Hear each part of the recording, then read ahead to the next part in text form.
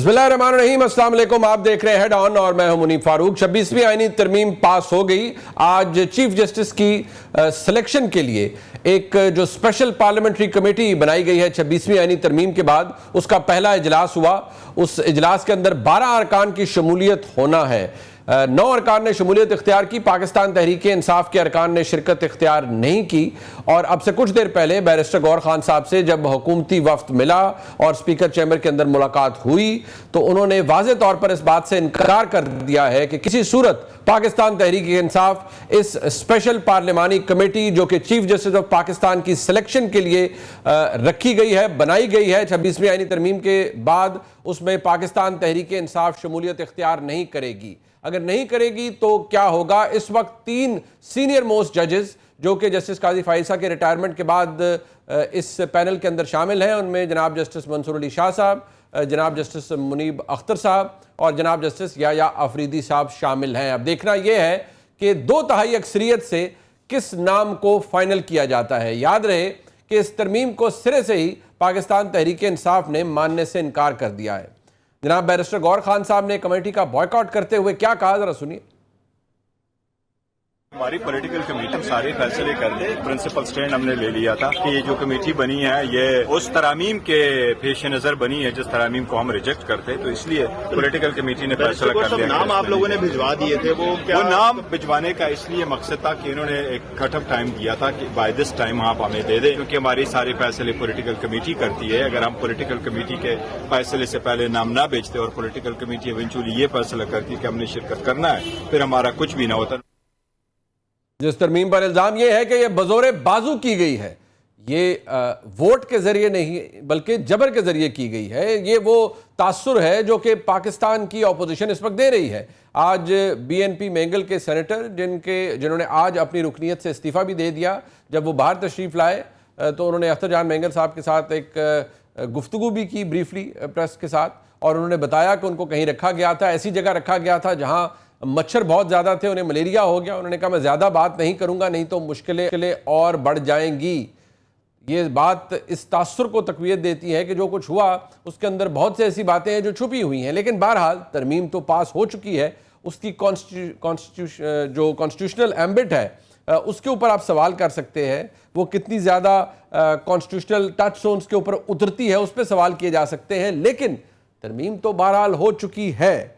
अब जनाब बैरिस्टर गौर खान साहब का आज का मौक़िफ़ यह है, 19 सितंबर को जब मौलाना साहब से उनकी मुलाकात हुई तो उस वक्त उनका मौक़िफ़ क्या था, ये भी सुन लीजिए। मौलाना साहब के साथ हमारी जो मुलाकात हुई है और जो डिस्कशन हुई है, तो अल्हम्दुलिल्लाह हम ऑलमोस्ट एक कंसेंसस पे पहुंच गए। स्पेशल कमेटी ने में हमारे तरफ से आमिर डोगर साहब और जो UI के रिप्रेजेंटेटिव मौजूद थे, उनके प्रेजेंस में वो जो ड्राफ्ट उन्होंने हमारे साथ शेयर किया है, तो ये वही ड्राफ्ट कमेटी ने अप्रूव किया है जिसपे हमारे मौलाना साहब के साथ यहाँ डिस्कशन हो रही थी। अपने मेहमानों का तारुफ करवा देते हैं। हमारे साथ मौजूद हैं सेनेटर फैसल वाडा साहब, सीनियर सियासतदान हैं, किसी के तारुफ के मोहताज नहीं है। वाडा साहब आपका बहुत शुक्रिया। जनाब चौधरी इश्तियाक साहब सदर हैं इंसाफ लॉयर्स फोरम के और पाकिस्तान बार काउंसिल के मेंबर भी हैं, बहुत शुक्रिया आपका भी चौधरी साहब। और जनाब अतर काज़मी साहब सीनियर सहाफ़ी हैं, किसी तारुफ के मोहताज नहीं, हमें ज्वाइन कर रहे हैं इस्लामाबाद स्टूडियो से। अतर साहब आपका भी बहुत शुक्रिया। फैसल वाडा साहब, सबसे पहले ये कि आज तो पाकिस्तान तहरीक इंसाफ से उस कमेटी का हिस्सा बनने से इनकार कर दिया। बहरहाल मौलाना के साथ जब उन्होंने प्रेस कॉन्फ्रेंस की, उन्होंने कहा बाय एंड लार्ज हमारा इत्तफाक है, लेकिन उनकी सियासी कमेटी ने यह फैसला किया है कि हम इन तरमीम को मानते ही नहीं है सिरे से, और ये जबर के ज़रिए की गई हैं, गैर आइनी तरीके से की गई हैं, लिहाजा अब इन पर हम बिल्कुल इनको एक्सेप्ट करने से आरी हैं और हम नहीं करेंगे।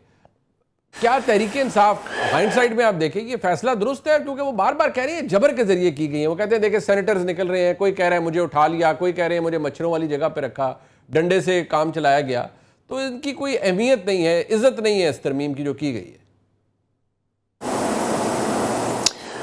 बहुत शुक्रिया मुनीब साहब। मुनीब साहब मुझे 2-3 मिनट दे दीजिएगा, मैं आपको तफसील से समझा दूं। देखिए मुनीब साहब, सबसे पहले तो ये कि ये आपको समझ जाना चाहिए था कि ये अगर मौक़िफ़ पहले दिन ले लिया जाता, 1 घंटा पहले ले लिया जाता, जब कैमरे की आंख आपके ऊपर थी, आपने उस वक्त भी मौक़िफ़ नहीं दिया। अब मैं बिलफर्ज आपसे बात कर रहा हूं मफरूजे के ऊपर, मैंने पैसे ले लिए, मैं गायब हो गया, मैंने पॉपुलैरिटी वेव भी ले ली, सिंपैथेटिक वेव भी ले ली, पैसे भी ले लिए, या मैंने सोचा कि मेरी लीडरशिप गलत बात करी, मैं नहीं मानता। दो ही पॉसिबिलिटीज है, नंबर एक। नंबर दो है कि आपने 1 घंटा, 1 दिन, 2 दिन पहले बात क्यों नहीं की, होने के भी 24 घंटे के बाद अभी बात करते हैं। तीसरी और मोस्ट इंपॉर्टेंट चीज है कि मैं किसकी बात मानूं। जब एक केपी का सीएम डिग्गी में बैठ के गायब हो जाता है और फिर वो नमूदार हो जाता है और वो कहता है कि मैं वहीं सब कुछ तो देख रहा था, मैं खुद छुप गया था। बाकी मेंबरान कहते हैं कि हम छुप छुप के आते हैं, छुप छुप के जाते हैं, तो फिर छुपना छुपाना तो आप खुद अपनी मर्जी से करते हैं। तीसरी चीज है कि 18 को आपने प्रोटेस्ट ऑर्डर, आपने प्रोटेस्ट प्लान किया, पीटीआई ने, मक्खी का बच्चा बाहर नहीं निकला। आपने डी चौक पे धरना प्लान किया, आप केपी के हाउस से निकल गए, वहां से डिग्गी में बैठ के गायब हो गए। फिर आपने पूरा फैसिलिटेट किया पीटीआई ने गवर्नमेंट ऑफ पाकिस्तान को, उनका शिक बाय शिक चले, सारी फैसिलिटीज यूज कर रहे हैं। तीसरी चीज ये कि उसके बाद उन्होंने तरमीम को वोट नहीं दिया, क्लॉजेस को वोट दिया। अच्छा। और फिर फ्री रन देने के लिए अंडरस्टैंडिंग के तहत वॉक अवे कर दिया बाइकआउट से। भाई आप ऑपोजिशन थी, आप उनके खिलाफ वोट डालते, आपने वो भी डाला। फिर आपने 15 दिन बकौल आपके इमरान खान साहब से मिलने की कोशिश भी नहीं की, ना आपको मिलने दिया गया। लेकिन अचानक से जिस चीज में आप बिक गए थे वो चीज लेके आप किसी ना किसी तरीके से इमरान खान की जेल तक पहुंच गए। इसका मतलब जब आपकी विल होती है आप पहुंच जाते। फिर 3 आदमियों को अंदर जाने की इजाजत मिली तो इन्होंने मौका बनाया कि 3 का बहाना करके हम मिलते ही नहीं है। फिर हमारे जैसों ने कहा भाई 5 नहीं 10 आदमी भेजो, 5 आदमी की इजाजत मिल गई, 5 गए। जो गालम गलोचों ने खाई, जो भी खाई, वो एक सेपरेट सब्जेक्ट है। उसके बाद आप आके रोना गाना करते हैं। अच्छा, वोटिंग में आप बंदे बैठे हैं। और भाई अभी तो मैं लाइटर नोट पे मजाक करता हूं, सब पकड़ लेते हैं उस बात को, डिग्गी तो खुली नहीं थी। तब भी मैंने वक्त से पहले कहा था कि हमें हमारे वोट रिक्वायर्ड से ज्यादा वोट है, नंबर 1। और अगर बाय फार की जरूरत होती तो भी होता। मैंने आपसे महीनों पहले कहा था 21 अक्टूबर से पहले होगा, वो भी हो गया। मैंने आपको कहा था मौलाना साहब आ रहे, मौलाना साहब आ गए। मैं तो देखिए, अख्तर मैंगल साहब है, मेरे बड़े भाई हैं, मेरे बड़ा इज्जत एहतराम का उनका रिश्ता है, वो वहां मौजूद थे जी सेनेट के अंदर, ठीक है जी। और हमने समेत हमने उनको साथ सेनेट में मिले भी, उनको कहा कि आप हमारे मेहमान हैं, बताएं हमारे लिए क्या करना, हमने आपके लिए क्या करना है। तो हमारी बहुत अच्छा ताल्लुक है। मौलाना साहब की भी अगर बात करें तो उनके भाई से आपको पता है मेरा 10, 12, 15 साल का ताल्लुक है। हंसी मजाक, वो शुगली आदमी तो हंसी मजाक चलता रहता है। और मौलाना साहब की सियासत को मैं इसलिए बहुत सीखना चाहता हूं, वो सियासत कि जो लफ्जात से उनको नवाजा गया था, डीजल, काफिर, फलाना, ढिमाका, उन्होंने एक एक आदमी से तारीफ करवाई अपनी समेत इमरान खान की, और एक आदमी की तारीफ नहीं की। तो मैं तो उनकी सियासत को प्रेस करता हूं। ठीक। और बिलावल साहब की जो मेहनत है, बिल्कुल बिलावल साहब की मेहनत में वोट से ज्यादा उन्होंने लोगों की इज्जत बचा ली। अब आप मुझे बताएं कि अभी तो आज से पहले तारीख पे तारीख होती थी। अब मैं आपसे कह रहा हूं तरमीम पे तरमीम, तरक्की पे तरक्की। तो मैं तो उसमें कोई चीज छुपा नहीं रहा। क्या हम ये बात कह सकते हैं, वाडा साहब एक सेकंड, क्या हम ये बात आप दिल पर हाथ रख के, क्योंकि आप खुली बात करते हैं, क्या आप ये बात कह सकते हैं बहसियत एक मुअज़्ज़ज़ मेंबर सेनेट कि इस तरमीम के अंदर डॉक्टर जरका कहती हैं उनका बेटा गायब हुआ, ज़ैन कुरैशी साहब कहते हैं मेरी अहलिया को उठाया गया, गायब हुई 3, 4, 5 घंटे के लिए, और बहुत सी स्टोरीज हैं। क्या आपके नजदीक सारे द्रोहगोई कर रहे हैं, सारे गलत बयानी कर रहे हैं? क्योंकि जो इंप्रेशन है, मैं बार बार कहूंगा, ये तो लटकता रहेगा ना कि ये डंडे के जोर पर हुई, जबर के जोर पर हुई, सख्ती करके हुई, या ये आपको लगता है कि सब स्टोरीज है? मुनीब साहब देखिए, मैं तो क्लैरिफिकेशन का आदी नहीं हूं। आप कहते हैं उठा लिया, बिठा लिया, लिटा लिया, करवा लिया, चले जी, आप इसको इस इल्जाम को ले लें। आपके पास कोई सेलेबल स्टोरी है ही नहीं, सब झूठ है। मुझे आप बताएं, किसी का बच्चा अगवा हो जाए, आप समझते हैं कि वो मां या बाप या भाई या बहन सियासत कर सकते हैं? रियलाइजेशन हो सकती है उनके ऊपर, तो मर जाए आदमी, ठीक है, अल्लाह माफ करे। दूसरा कहता है कि जब मेरी बीवी उठा ली, बताओ आप सियासत के किस हद तक गिर गए? आप ये इसकी कॉन्टेशन नहीं देख रहे कि उसके ऊपर क्या इल्जामात लगेंगे, क्या क्या बातें होंगी, मतलब खुदा का खौफ करें। अच्छा, तीसरी और बहुत इंपॉर्टेंट चीज, आप क्यों जरका और फैसल सलीम के पीछे पड़े हुए? क्योंकि पीटीआई के सेनेटर उससे उनकी लड़ाई हुई, जो अभी हामिद मीर साहब के प्रोग्राम पे उन्होंने एक्सेप्ट भी कर लिया है। मैंने उनको कहा उनके साथ तो आपका झगड़ा इसलिए था कि वो कमेटी का चेयरमैन बन रहा था और आपने हर भरपूर कोशिश की वो चेयरमैन ना बने, तो झगड़ा तो वहां से स्टार्ट हुआ है। अच्छा। मेरा तो फैसल सलीम से कोई ताल्लुक नहीं है, मेरा डॉक्टर जरका से भी कोई ताल्लुक नहीं है। और उसने एडमिट किया कि हाँ ऐसा हुआ था, ऑन बब्बी साहब वहां थे, उन्होंने कहा ऐसा हुआ था, लेकिन उसको हमने बड़े एमिकेबली सेटल किया। तो मैं तो सब बातें सच बोल रहा हूं। अगर कोई ऐसा इंसिडेंट होता तब भी मैं बता दूं, मैं किसी के बाप का थोड़ी खाता हूं सर, ठीक, मुझे अल्लाह को जान देनी है। मैं आपसे कह रहा हूं कि ये पुरानी स्टोरीज पे आप कोई बिलीव। अच्छा, अब आप एक बार मुनीर साहब एक सेकंड, आपको नहीं लगता सर, आप लॉयर हैं, इतने पुराने एंकर हैं, आप मुझे अपने दिल पे आ जाके बताएं कि आपको उमर अयूब साहब की तकरीर के अंदर उनकी बॉडी लैंग्वेज, उनका दिल, दिमाग और जबान साथ नजर आ रही थी चलती हुई? नहीं आ रही थी। ठीक है, आपने वही रोना गाना किया है, there is a forward block बन गया है, उसमें लीडरशिप का झगड़ा चल रहा है, मेरे हिसाब से वो भी ठीक है, बट लेकिन पीटीआई कंसिस्टेंटली डिनाइज, बट अच्छा चले मैं इसको जरा फैसल भाई इसको थोड़ा सा मैं आगे लेके चलता हूं। चौधरी साहब बात ये है, चले जो हुआ तरमीम तो पास होगी, अब चले अदालत को उसे कलअदम कर दे, but that also is a very long task ना, आप जाएंगे कहां, वो भी आईनी बेंच के सामने जाना पड़ेगा। बट मसला ये है कि तहरीके इंसाफ क्यों अपनी पोजीशन से खुद हटती जा रही है? आप नाम दे देते हैं, फिर आप कहते हैं हमारी सियासी कमेटी ने फैसला किया, हमने नहीं जाना। आप उन्हें रिकॉर्ड के ऊपर आएंगी ना चीजें, वहां बैठे बताएं कि जी इन्होंने हमारे साथ ये अपनी सिर्फ माइट को एक्सरसाइज करने के लिए एक्स जज को इन्होंने बना दिया है, हमारा पॉइंट, हमारी रिजर्वेशन ये थी किसी एक मौके पे, वो आप कर नहीं रहे। ये तो आई थिंक बड़ी एरोनियस सी पॉलिटिक्स है। बिस्मिल्लाहिर्रहमानिर्रहीम। सबसे पहले तो मुनीब भाई मैं आपको ये अर्ज कर दूं कि डे 1 से जब से ये प्रपोज्ड अमेंडमेंट्स थी, उस दिन से लेके जब तक ये अमेंडमेंट्स जो है वो अप्रूव हुई हैं इस फॉर्म 47 की हुकूमत के जरिए, पार्लियामान के जरिए, उसको ना पीटीआई ने किसी एक दिन तस्लीम किया है। और डे 1 से हम लोग इस बात पे हैं कि ये आईनी तरामीम टेबल की नहीं जा सकती। उसकी वजह क्या है? हाउस कंप्लीट नहीं था। आर्टिकल 239 की जो लैंग्वेज है वो सिर्फ ये नहीं है कि 2/3 मेजॉरिटी ऑफ टोटल हाउस, अगर आप उसकी लैंग्वेज को पढ़ेंगे तो हाउस कंप्लीट होने हैं। ठीक है, पहले हाउस कंप्लीट नहीं है सेनेट का, एक फेडरेटिंग यूनिट के आपने इलेक्शंस नहीं करवाए। दूसरा, फेडरेटिंग यूनिट के साथ साथ एसआईसी की जो जजमेंट आई थी उसके तहत ना मिनॉरिटीज की वहां रिप्रेजेंटेशन थी और ना ही विमेन की रिप्रेजेंटेशन थी। जब हाउस इनकम्प्लीट था तो ये अमेंडमेंट्स टेबल नहीं हो सकती थी। दूसरी बात जो इसमें सबसे अहम है, वोडा साहब भाई हैं और वो जो बात करें और जो उनके पास सारी इंफॉर्मेशन होती हैं वो अपनी जगह पे है। कोई एक दिन मुझे बता दें जिस दिन पीटीआई ने ये कहा हो कि हम इन आईनी तरामीम को टेबल करने के भी हक में हैं। वो डेलिब्रेशंस क्या थी कि क्या ये आईनी तरामीम जो प्रपोज की गई हैं वो दी जा सकती हैं या नहीं दी जा सकती। हमारा आज भी मौकफ ये है कि ये आईनी तरामीम बेसिक स्ट्रक्चर के अगेंस्ट हैं, ये फंडामेंटल राइट्स की इंफ्रिंजमेंट है और इंडिपेंडेंस ऑफ जुडिशरी के ऊपर एक कदगन लगाई गई है, उसे सब सर्विएंट टू द पार्लियामेंट बनाया गया है। बट एक बात ये है ना, सारी तकारीर जो है वो पीएमएल-एन के लीडर्स बट साहब जब आप ये कह रहे हैं, बैरिस्टर गौहर साहब ये कह रहे हैं कि मौलाना के साथ मुलाकात में हम इत्तफाक राय पर पहुंच चुके हैं, अब इत्तफाक राय मौलाना का ये नहीं था आपके साथ कि पार्लियामान के अंदर ये तरामीम टेबल ही नहीं करनी, मुसवदे के ऊपर था, या तो एक पोजीशन दी जाती कि नहीं जी हम मानते नहीं हैं, we are not part of any negotiation. नहीं, आप देखें मौलाना साहब की स्पीचेस जो थी, जो उन्होंने पहली रात को जब ये शब खून मारने की कोशिश की गई उस वक्त भी उन्होंने कहा कि इस पार्लियामान के पास कोई इख्तियार नहीं आईनी तरामीम के लिए।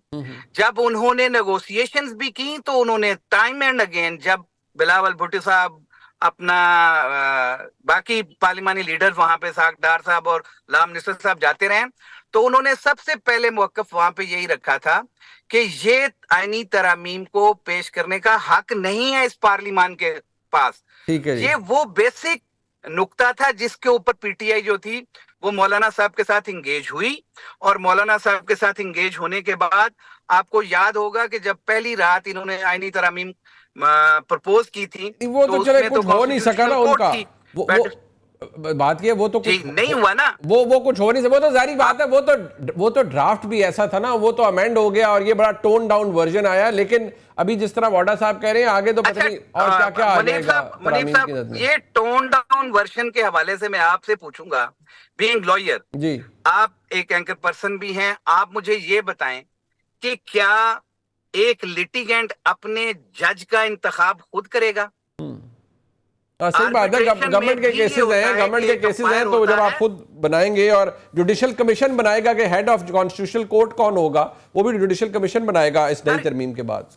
बिल्कुल ठीक। देखें जुडिशियल आप देखें 2015 की जो जजमेंट आई उसके अंदर आपने देखा मुनीर हुसैन भट्टी वाली जजमेंट को रेफर करते हुए कोर्ट ने ऑब्जर्व किया कि इवन अपॉइंटमेंट ऑफ द जजेस should not be through the executive, ठीक है। और ये बड़ा क्लियर है, it amounts to frustration of the judgements of the Supreme Court. ठीक है। आप देखें, इंडिपेंडेंस ऑफ जुडिशरी के लिए शरफ फरीदी से लेके आज तक जितनी इंडिपेंडेंस ऑफ जुडिशरी के हवाले से जजमेंट्स आई, उनमें कोर्ट ने होल्ड किया कि जी ये इंडिपेंडेंस ऑफ जुडिशरी पे कदम नहीं लगाई ऑब्वियसली जा सकती। पार्लियामान ने एक तरमीम कर दिया ना, बट अगर मैं इसको थोड़ा सा आगे लेके चलूं, बात किया है जो बात अतर काज़मी साहब, फैसल वाडा साहब ने की, जारी बात है। अब वो कहते हैं कि पुरानी स्टोरीज हैं, बहुत सारे लोग अपना उन्होंने तो ये भी कहा किसी ने सेटलमेंट करनी, किसी ने पैसे ले लिए। बहरहाल ये चीज़, इस तासुर को तो मैं इस प्रोग्राम के जरिए तो जाहिर कर नहीं सकता कि तरमीम किस तरीके से हुई है, इसमें क्या हुआ, but at the end of the day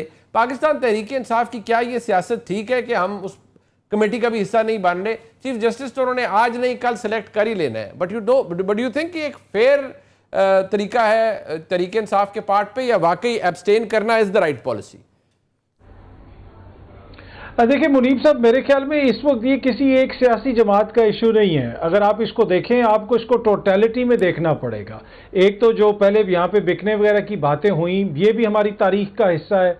63A का एक फैसला आया था जिसके ऊपर बहुत सारे लोगों ने क्रिटिसाइज किया, लेकिन उसने इस चीज़ को बंद कर दिया था। अब दोबारा वो जो रिव्यू के बाद ये सिलसिला फिर शुरू हुआ।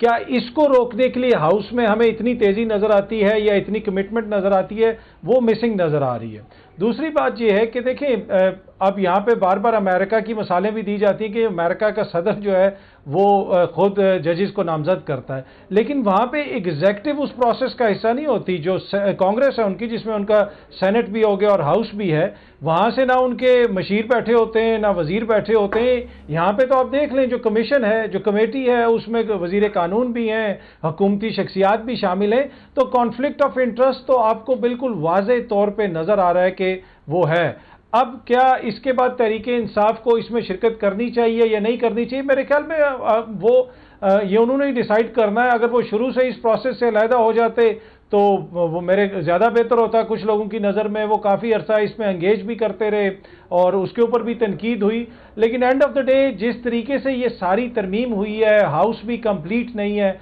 मेरे ख्याल में ये लम्हा फिक्री है हम सब के लिए। अब अगर अदालत को हम इस तरह क्लिप कर देंगे और उस तरमीम के बाद या उससे पहले जो तकारीर हुई वहाँ पे मुनीब साहब, उससे तो कहीं भी ये तासुर नहीं मिला कि इंसाफ के निज़ाम में बेहतरी लानी है। तासुर तो ये मिला कि जजेस को कंट्रोल करना है, इस अदलिया को कंट्रोल करना है। अदलिया को ऐसे पेश किया गया जैसे वो कोई विलन है। तो बड़ा अनफॉर्चुनेट सिचुएशन है टू बी ऑनेस्ट। वो जो 8 जजेस के बारे में जो बात बार बार कही जाती रही है, उससे तो यही तासुर मिलता है कि वो वाकई विलन है। जिन्होंने रिजर्व नशिस्तों का फैसला दिया उनके बारे में तो बार बार कहा गया। और आज अगर काजी फाइसा साहब का, मैं वो जो उनकी डिसेंटिंग जजमेंट थी उसका डिटेल्ड और मुनीब साहब जी तो मेरे ख्याल में उससे ज्यादा जवाब मुनीब साहब उसको आप काजी साहब की जजमेंट से मिल गया होगा। बिल्कुल जी अगर साहब जी आप मुनीब साहब वैसे पूरी मुनीब साहब, आप कोई भी फिल्म देखें ना तो पूरी फिल्म में जो है ना, विलन यही समझता रहता है कि हीरो असली विलन है। तो विलन को तो हीरो भी विलन ही नजर आता है। अब ये डिपेंड करता है कौन किस नजर से देख रहा है कि कौन हीरो है और कौन विलन। चले एक जरा मामला और भी है, उस पर बात करना चाहूंगा। वो है एक सडन पॉलिसी शिफ्ट कहूं या क्या, कि इमरान खान साहब से मुलाकातें बिल्कुल खत्म हो गई हैं। अब फिर 2 हफ्तों का गैप आ गया है, पता नहीं आगे चल के क्या हो। उनकी फैमिली, उनकी हमशीरा बाहर हैं, वो कह रही हैं हमारी मुलाकात नहीं हो रही। शाह महमूद कुरैशी साहब की साहबजादी खड़ी हैं, वो कह रही हैं हमारी मुलाकात नहीं हो रही। तो ये क्या हो रहा है? क्या इसके पीछे कुछ ऐसा है जिसके बारे में हमें पता नहीं है? जरा ब्रेक के बाद बात कर लेते हैं। बस साथ रहिए।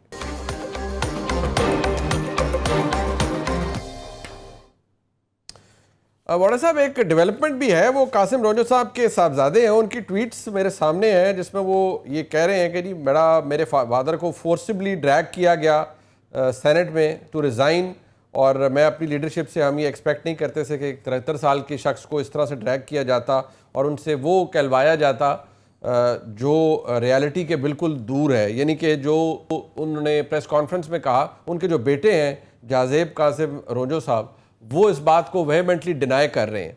चलिए ज़रा इसके ऊपर भी कमेंट ज़रूर कर दीजिएगा। साथ ये जो इमरान खान साहब से मुलाकातें बंद करने का मुझे तासुर समझ नहीं आ रहा। पहले मुलाकातें होती थी, रिपोर्टर हज़रात जाते थे, उनकी फैमिली जाती थी, वकला जाते थे। ये जो एकदम इतना बड़ा ब्लॉकेड आ गया है कि कोई पता ही नहीं है जी, गैर मुय्यना मुद्दत के लिए केसेस भी एडजर्न ऐसे ही होते जा रहे हैं, इसके पीछे कोई स्ट्रैटेजी है या ये जस्ट कोइंसिडेंस है? देखिए, सबसे पहले तो जो जहाजेब जो उनके बेटे हैं, अब आप मुझे बताएं कि वालिद प्रेशर में आके बात कर रहा है, उनका बेटा कह रहा है, मैं और आप नहीं कह रहे, ठीक है जी। जब वो वोट देने आए तो वो मीडिया की आंखों के सामने आए, इनके मीडिया से भी इंटरेक्शन में कोई प्रॉब्लम नहीं थी उनको। वो फिर सेनेट के इजलास में भी बैठे रहे, ऐसा नहीं था कि कमरे में चुपके से आए। फिर टर्न बाय टर्न सब बाहर गए, टर्न बाय टर्न वोट गिना कर अपनी कैमरे में तस्वीर खिंचा के साइन करके वापस अंदर आए हैं, टिक करवा कर। इस सारी प्रोसेस में अगर आप फोर्सफुल थे तो कोई खड़ा होकर कैमरामैन को नहीं कह सकता था कि मुझे फंसाया हुआ है। एक, जब आप आ रहे थे तब आप पे कोई पैनिक होना चाहिए था, ठीक है। एक्चुअली होता है, देखिए 4-5 चीजें मुनीब साहब इसको समझने की जरूरत है। या आपको पार्टी ने गन पॉइंट पे लिया हुआ है मिसाल के तौर पे, या आपको पैसे ने खरीद लिया है, या आप मेरी तरह सोच बैठे कि लीडर गलत बोल रहा है, या आपको किसी और ने प्रेशर किया हुआ है, ठीक है जी, और आपको ड्यूरेस पर रखा हुआ है, या आप किसी की दोस्ती में काम कर रहे हैं, या आप किसी कॉन्ट्रैक्ट के लिए काम कर रहे हैं, ठीक है। 6, 7, 8 पॉसिबिलिटीज है। अब जो पिक्चर खींची ख्वाजा और इन्होंने उमर अयूब साहब ने कि जी अगर आंखों में ड्रिल कर दिया, स्किन खींच ली, नाखून निकाल दिए, टुकड़े कर दिए, हाथ के उंगलियां तोड़ दी, पैर काट दिए, फिर एक सर्जन को बुलाया, उसे जोड़ दिया, फिर असेंबली में ले गए, उनसे वोट भी नहीं लिए, ये सब चीजें वो क्या, ये कोई पागल ही एक्सेप्ट कर सकता है, इंसान नॉर्मल तो एक्सेप्ट नहीं कर सकता इन चीजों को, ठीक है। अब आपके एक साहब है जिन्होंने वोट दिया, वोट पे आए, प्रोसेस से गाड़ी से उतरे, व्हील चेयर में बैठे, अंदर आए, उनकी फरमाइश हुई कि मैं बार बार खड़ा नहीं हो सकता, उनकी तबीयत खराब थी, मैं हाथ उठाऊंगा, वो फैसिलिटी फिर नेशनल असेंबली में भी दी गई। उसके बाद आप इन एंड आउट, पूरा प्रोसीजर जो था बिल पास कराएगा वो पूरा हुआ।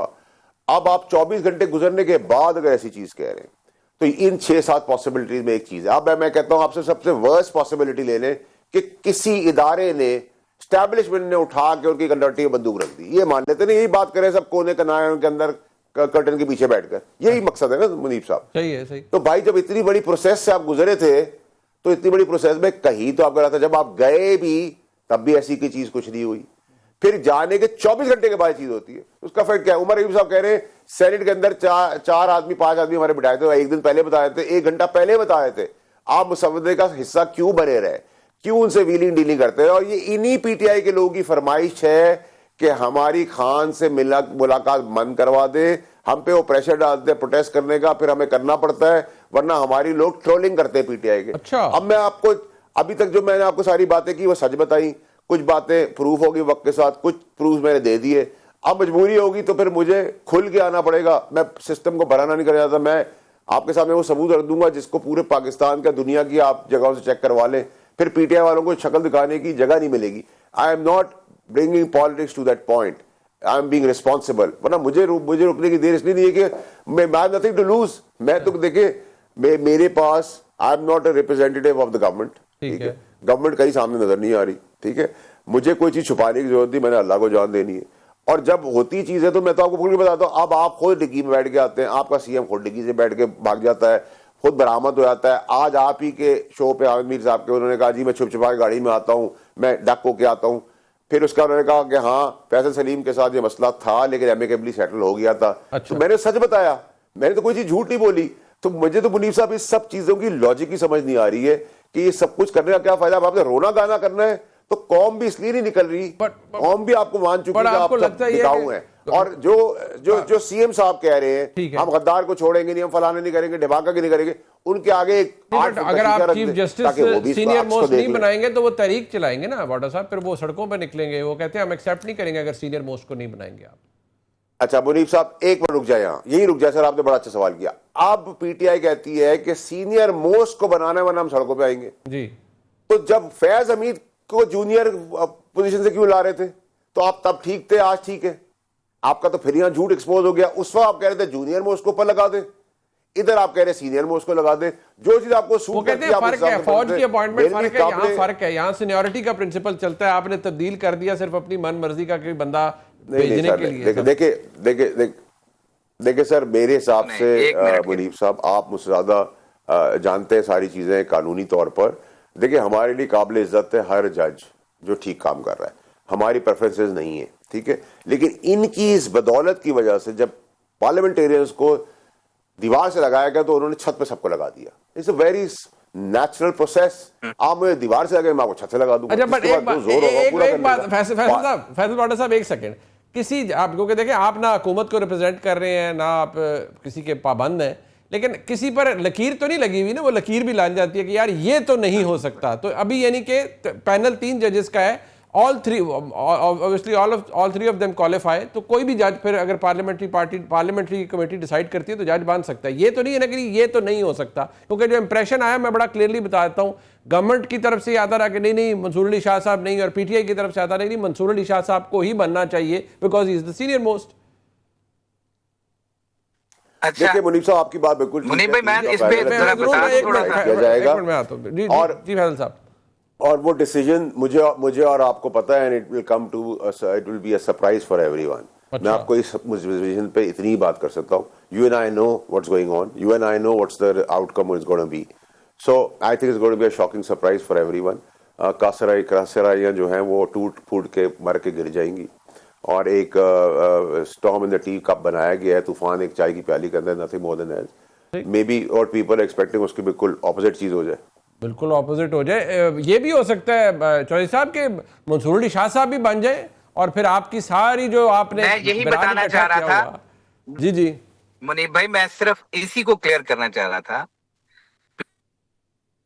कहा कि मंसूर अली शाह ही होना चाहिए जी। हमेशा से वकला ने भी यही कहा, और पीटीआई का मौक़िफ़ भी ये था कि सीनियर मोस्ट जो 175A के तहत दिया गया है आइन के अंदर, उसे चीफ जस्टिस होना चाहिए, हूसोएवर। ठीक है, मतलब हम क्या कहेंगे जी, मंसूर अली शाह साहब आएंगे तो ये करेंगे, मुनीब आएंगे तो वो ये करेंगे, या अफरीदी आएंगे तो ये करेंगे। हमारा मौक़िफ़ भी बड़ा वाज़ेह है। अच्छा जी, कि जो आइन में दिया गया था उसको छेड़खानी करके, उसके साथ खिलवाड़ करके, जो ये अपनी मर्जी के जजेस लाना चाहते हैं, फेडरल कोर्ट या आईनी बेंच बनाया इन्होंने, इसके पीछे मेलाफाइडी है। अच्छा जी, ये कहते हैं, मुझे ख्वाजा आसिफ की वो तकरीर भी याद है जो फ्लोर ऑफ द हाउस उन्होंने एस्टेब्लिशमेंट के बारे में की थी, और मुझे परसों वाली उनकी तकरीर भी सामने आ रही है कि आज वो कुछ कह रहे हैं और उस दिन वो कुछ कह रहे थे।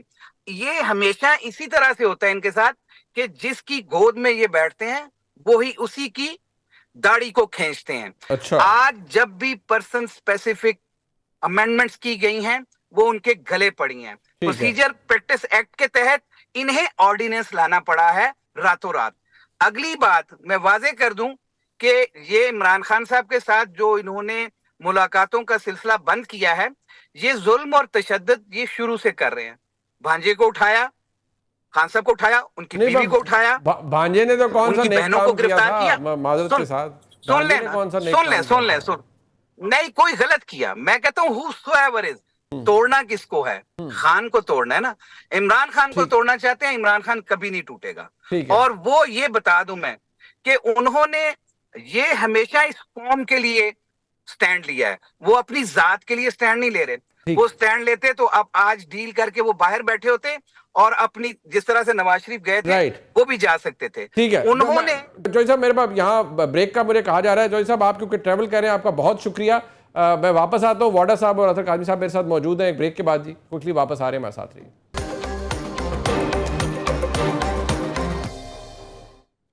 इधर फिर खुशामदीद कहते हैं आपको, वक्त कम है। अब अतर काज़मी साहब, अब आपको क्या लगता है कि अब तीनों ही मौजूद जज साहबान they are in the run, और फैसला पार्लियामेंट्री कमेटी ने करना है।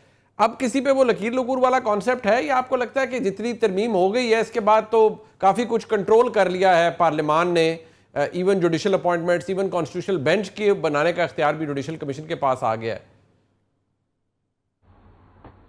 देखिए, तासुर तो ये मिलता है कि कुछ शख्सियात को चीफ जस्टिस नहीं बनने देना। मैं सिर्फ मंसूर अली शाह साहब की बात नहीं कर रहा। हो सकता है कि मंसूर अली शाह साहब बन जाएं, लेकिन मुनीब अख्तर हो जाएं, आयशा मलिक साहिबा हो जाएं, ये वो लोग हैं जिनको रोकने के लिए ये सब कुछ किया जा रहा है। तो इसमें तो कोई दो राय नहीं कि ये जो इतनी प्रैक्टिस की गई है, इतना ये सारा तगोदो की गई है, इतनी बदनामी मोल ली गई है, ये बगैर किसी वजह के तो नहीं ली गई। अदलिया को कंट्रोल करने के लिए ली गई है, और वो आपको नज़र आ रहा है कि ये उस तरीके से करेंगे कि अपने मनपसंद चीफ जस्टिस आए। अगर कहीं खुदा न खास्ता नहीं भी आता तो कानून साजी ऐसी कर दी है कि अदलिया को कंट्रोल करें।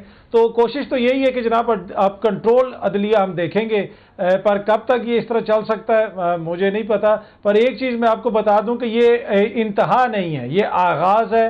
अभी और भी तरमीम आएंगी और हुकूमत और भी बहुत कुछ अचीव करने की कोशिश करेगी।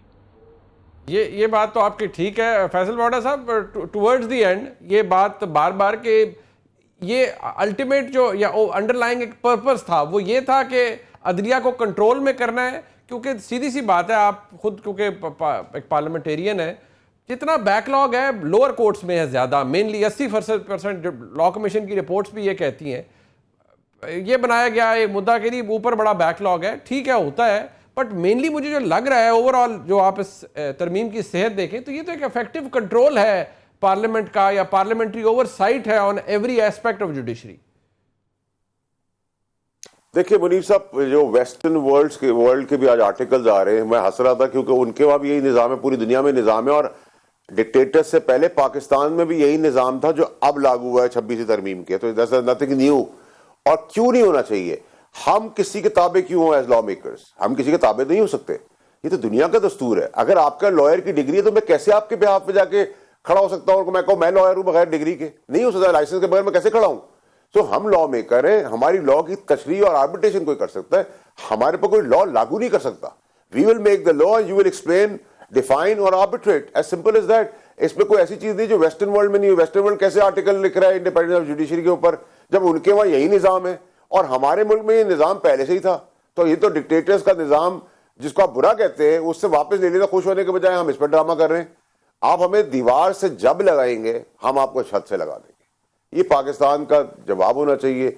और ये हील, उज्जत, एक्सप्लेनेशन, डेफिनेशन, बैकफुट पे फ्रंट फुट पे खेलें। अगर आपको कोई इल्जाम लगाने तो भी फाइन है, जाए प्रूव करें, जब प्रूव करेंगे तो फिर फांसी भी चढ़ा देना। ये सर एक्सक्यूज नहीं बन सकता, ये रो ना गाना रोज ये अटरम इधर बाइकआउट इधर वो। अब पीटीआई के लोग एक्सपोज हो गए, पूरा निजाम डेमोक्रेटिक जो है वो एक्सपोज्ड है। आप कितनी भी एक्टिंग कर ले कौम को समझ आता है आप एक्टिंग कर रहे हैं, और इतनी घटिया एक्टिंग है जिसमें फनकारों की तरह हमारी कोई तारीफ होती है ना हमें कोई तनख्वाह देता है, हमें गालियां भी देते हैं, पैसे भी देते हैं, हम चोरी करते हैं, उससे काम चलाते हैं। अच्छा, let's be honest and fair and Frank about it. ठीक। अच्छा वाडा साहब, एक बात, मैं आपका एक बड़ा बेलिजरेंट किस्म का और बड़ा सख्त रिस्पॉन्स आया ख्वाजा आसिफ साहब को। कोई प्रॉब्लम है? Obviously he is also parliamentarian, so are you. कोई प्रॉब्लम है, पर्सनैलिटी क्लैश है? बट या आपने कमेंट के ऊपर सिर्फ रिप्लाई किया उन्हें through your tweet? I don't know Muneeb साहब। मुझे देखिए, मैं हमेशा से माँ बाप, बहन भाई, बेटी बीवी की सियासत से दूर रहा हूं और किसी को करने भी नहीं देता। मेरा प्रिंसिपल है, अपने मुखालिफ की बहन बेटी माँ बाप मेरे लिए बहन बेटी माँ बाप के बराबर है। मैंने मरियम से आवाज की, मैं सख्त मुखालफत करता हूँ सियासत की, लेकिन मैंने उसके लिए भी स्टैंड लिया कि किसी की बहन है, बेटी है, माँ है, बीवी है। सो आप मेरी फैमिली के ऊपर अटैक करने का कोई फायदा सेंस नहीं था। मीर साहब ने उनसे पूछा बाप का बाप ये किसको कह रहा है, वो कह रहा है मैं इसके बाप पे कमेंट नहीं करूंगा।